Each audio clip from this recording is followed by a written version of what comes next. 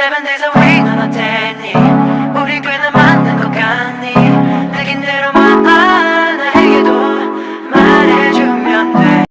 Assalamualaikum warahmatullahi wabarakatuh. Saya Dian Eka Putri, NPM 1811-11-06-0300 dari kelas Biologi C. Saya adalah salah satu anggota kelompok dari kelompok pembelajaran mata kuliah pengembangan kurikulum, yaitu kelompok 5, yang akan mempresentasikan tentang landasan pengembangan kurikulum. Yang pertama yaitu pengertian landasan kurikulum. Landasan kurikulum ini juga sering disebut dengan asas-asas kurikulum, yaitu hal-hal yang secara mendasar menentukan dan dijadikan dasar pijakan dalam mengembangkan kurikulum, sehingga disebut juga dengan determinan kurikulum.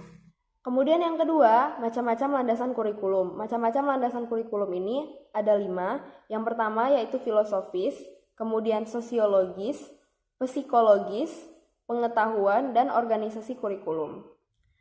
Landasan pengembangan kurikulum yang pertama yaitu landasan filosofis. Landasan filosofis ini maksudnya yaitu asumsi-asumsi atau rumusan yang didapatkan dari hasil berpikir secara mendalam, analitis, logis, dan sistematis dalam merencanakan, melaksanakan, membina, dan mengembangkan sebuah kurikulum. Kemudian landasan pengembangan kurikulum yang kedua yaitu landasan sosiologis atau sosial budaya.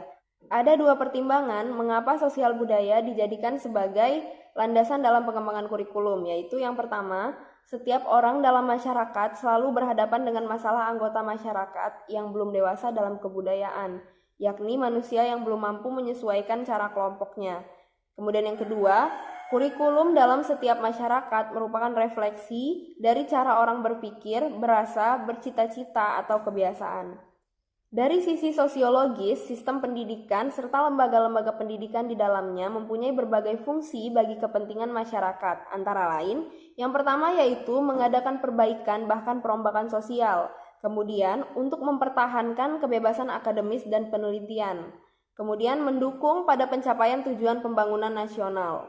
Yang keempat yaitu mempertahankan nilai-nilai yang diikuti oleh masyarakat, lalu mewujudkan revolusi sosial untuk melenyapkan suatu rezim yang tidak baik, kemudian mengarahkan dan mendisiplinkan jalan pikiran generasi muda, dan mendorong dan mempercepat laju kemajuan ilmu pengetahuan dan teknologi. Para pengembang kurikulum dihadapkan dengan berbagai tugas, yaitu tugas untuk mempelajari dan memahami kebutuhan masyarakat sebagaimana yang dirumuskan dalam undang-undang, keputusan pemerintah, peraturan menteri, dan sebagainya. Kemudian untuk menganalisis masyarakat tempat sekolah berada, kemudian menganalisis syarat dan tuntutan tenaga kerja, dan yang terakhir yaitu untuk menginvestasi kebutuhan individu dalam kerangka kepentingan masyarakat. Landasan pengembangan kurikulum yang ketiga yaitu landasan psikologis. Pengembangan kurikulum dipengaruhi oleh kondisi psikologis individu yang di dalamnya, karena apa yang ingin disampaikan menuntut siswa untuk melakukan perbuatan belajar atau sering disebut proses belajar. Nah, untuk itu, paling tidak dalam pengembangan kurikulum diperlukan 2 landasan psikologi, yaitu psikologi belajar dan psikologi pengembangan. Psikologi yang pertama yaitu psikologi belajar. Seperti yang kita ketahui, belajar adalah proses perubahan tingkah laku. Nah, sebagai proses perubahan tingkah laku yang disebabkan karena interaksi individu dengan lingkungan, perubahan tingkah laku dapat berbentuk pengetahuan, keterampilan, sikap, atau nilai-nilai. Teori belajar dikelompokkan ke dalam 3 jenis. Yang pertama yaitu teori belajar ilmu daya dan teori disiplin mental, kemudian teori belajar behavioristik, dan yang ketiga yaitu teori Gestalt. Teori Gestalt dinamakan juga Cognitive Gestalt Field. Kemudian psikologi yang kedua yaitu psikologi perkembangan. Anak-anak menduduki peranan sentral dalam penyusunan kurikulum, sebab pada dasarnya sekolah dan kurikulum dipersiapkan untuk kepentingan anak dalam proses menuju kedewasaan dan kematangannya. Kurikulum yang disusun harus didasarkan pada tingkat perkembangan minat demi kebutuhan anak tersebut. Kemudian periode pertumbuhan dan perkembangan anak. Nah, biasanya periode taman kanak-kanak itu dari umur 3 sampai 6 tahun. Kemudian pendidikan dasar umur 6 sampai 12 tahun. Pendidikan menengah umur 13 hingga 18 tahun. Dan periode pendidikan tinggi itu 19 tahun ke atas. Kemudian, landasan pengembangan kurikulum yang selanjutnya yaitu landasan pengetahuan. Menurut Biukam pada tahun 1975, suatu teori mempunyai 3 ciri pokok, yaitu pernyataan yang bersifat memadukan atau unifying statement, kemudian mengandung kaidah umum atau universal proposition, dan pernyataan yang bersifat meramalkan atau predictive statement.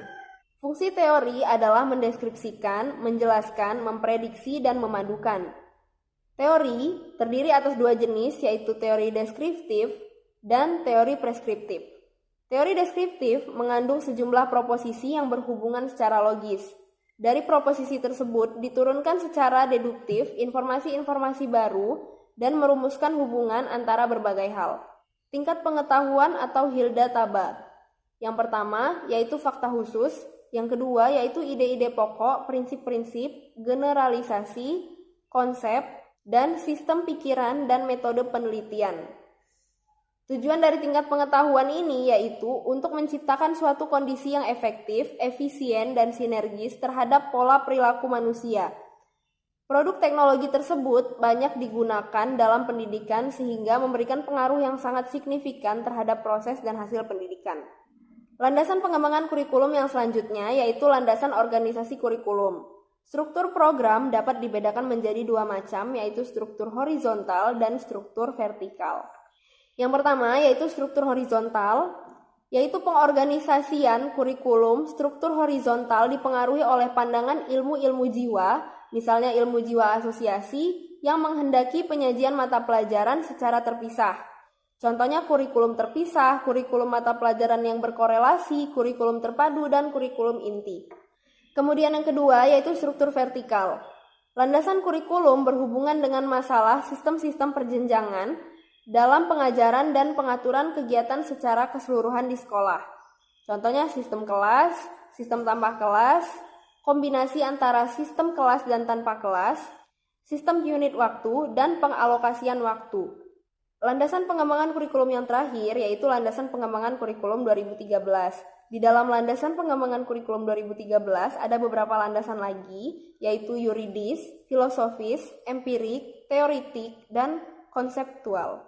Landasan yuridis adalah suatu kebijakan publik yang didasarkan kepada dasar filosofis bangsa dan keputusan yuridis di bidang pendidikan.